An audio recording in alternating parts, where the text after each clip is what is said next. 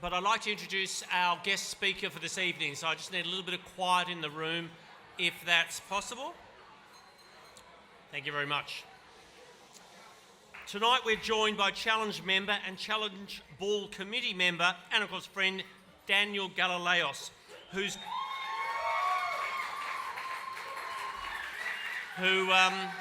has clearly brought in a support team this evening, and why not? And Daniel is going to share his story with us tonight. It's always important we hear from our Challenge family, in however they're connected with us and their personal journey. So would you please welcome Daniel to the stage?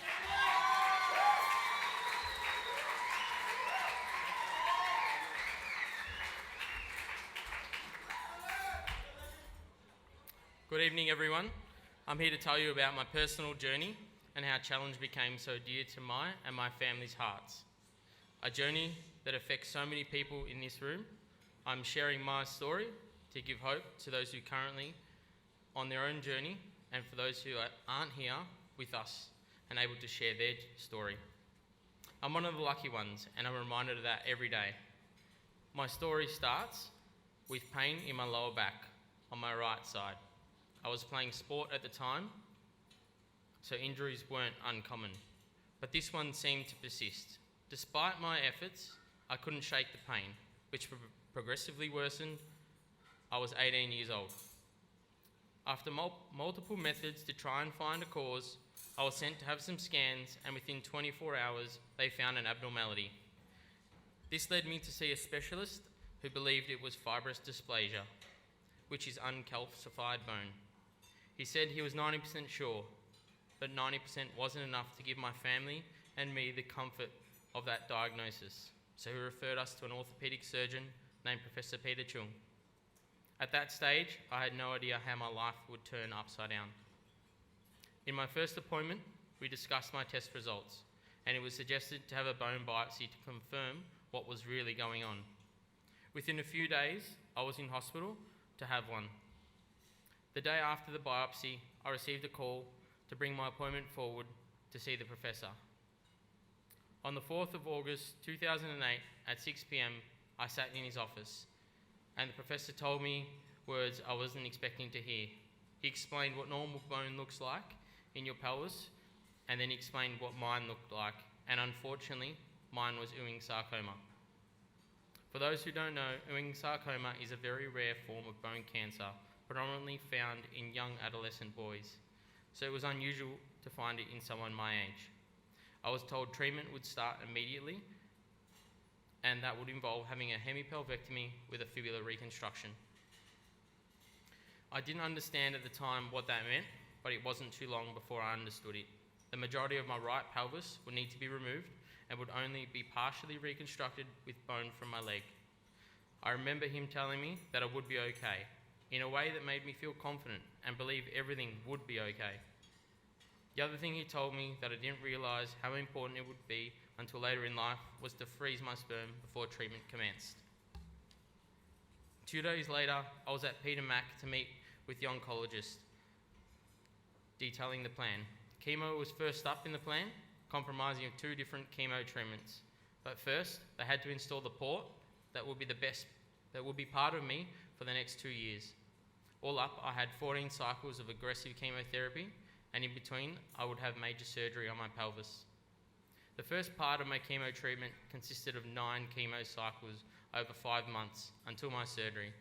In that time, I faced multiple infections, extended hospital stays, losing my hair, all while trying to graduate from year 12 and attempt to live as close to normal teen life as possible. It was tough, but even then I knew I had to keep pushing to survive and was adamant I would see my high school graduation. Despite my doctor's best effort to keep me from attending on the day due to me being unwell, they thought it was best I didn't go, but I had to do it for me. I couldn't miss it, and I wanted to walk the stage and graduated with my friends. Fast forward to January 2009. It was the day I had my hemipelvectomy. I still think back to the moment, and even as I was going into surgery, I still didn't quite grasp what was about to happen and the impact it would have on me physically. My last thought was that it was really cold, and I wanted to wish my Professor Chung good luck. but I'm not sure I got the words out. He told me again that I would be okay. Surgery took 10 hours. The next thing I knew, I woke up with a tube in my mouth in ICU after being in an induced coma. The surgery hadn't gone as planned, with Professor telling my family that he needed to take more of my pelvis than he intended. I was in hospital for 3 weeks that time, which was when it started to sink in that things would be different from me here on out. I'd had to wear a brace, I'd have to learn how to walk again, and I'd be on crutches for a long time, 10 months to be exact. It was during this stay that I had my first interaction with Challenge, a man by the name of Mika Coombs. Mika would sit with me in hospital, chat, and take my mind off what was happening. He made me feel like my world wasn't upside down. I would never forget that first meeting and what it meant to me in my most vulnerable time. 4 weeks after surgery, I had to commence with the remaining cycles of chemo. This time, the road would be bumpier for me. I was much weaker this time. I'd lost my appetite. I was struggling to keep food and water down, and I was still trying to recover from my hemipelvectomy. I got an infection at the site of my surgery, resulting in 2 lengthy hospital stays to try and get on top of it. The toll on my body meant my chemo treatments had to be delayed to help me recover, meaning my final treatment didn't occur until September of that year, 7 months from when we had restarted. But I made it and walked out of that last cycle, hopeful this chapter of my life would be over. The role that Challenge played for me during that time was one I'll forever be grateful for. The opportunities that were presented to me through Challenge were incredible. I was lucky enough to attend the Grand Prix, the Amy Classic, to meet Stan Wawrinka. I met Jared Lyle, Robert Allenby, and I even spent time with Kylie Minogue backstage. Challenge also provided us with a week-long holiday in their Queensland accommodation, a memory my family will never forget. My family and I made happy memories during the hardest time of my life. Challenge provides you with an outlet and gives you things to look forward to. During a difficult time in your life, it feels like so much of every day is dominated by cancer. From talking about treatments, appointments, and progress, Challenge gives you the break you desperately need. I'm proud to say that I now sit on the committee of the Challenge Board to give back for all the reasons I mentioned. It's also important for me to help others raise funds for support for others, so Challenge can continue doing their amazing work. Thank you to Dave Rogers, and thank you to everyone at Challenge for all you do. Words cannot describe what it means to me. Tonight, I get to stand in front of you 15 years later, as a father to my beautiful daughter Eva, another baby girl on her way. This was something I dreamed of, and my biggest achievement in my life.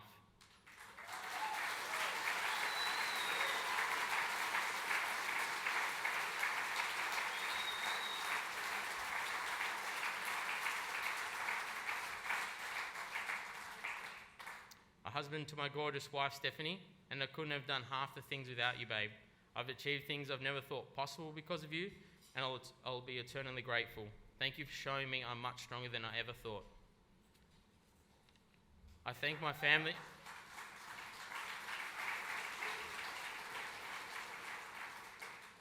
I thank my family and friends, a lot of those who are here tonight in the room, supporting a great cause and who have supported me through my journey over the years. In particular, my family who are here, who stood by me during this period. You will never know how grateful I am for you all. My mum, who was always there for me, no matter what it was. You always got me where I needed to be. Sometimes it felt like too much, but I understand being a father, why you never stopped. Thank you, and I love you.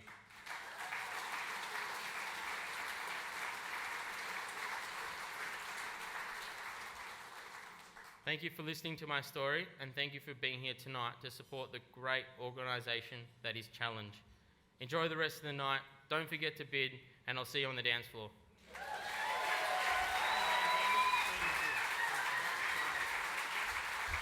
Daniel Galileos, folks. Thank you, Daniel.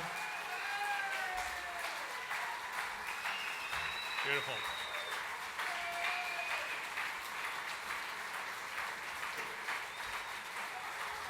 Nice work, Daniel. And Daniel, when you said you got to spend time backstage with Kylie Minogue, we'll talk about that later. Just distracted. What fabulous story. Well, as referenced, in Daniel's personal story. So many people here who have been helped by Challenge have done it through the work and the tireless dedication of one man. He heads up Challenge, and I'd like to bring him up now, Mr. David Rogers.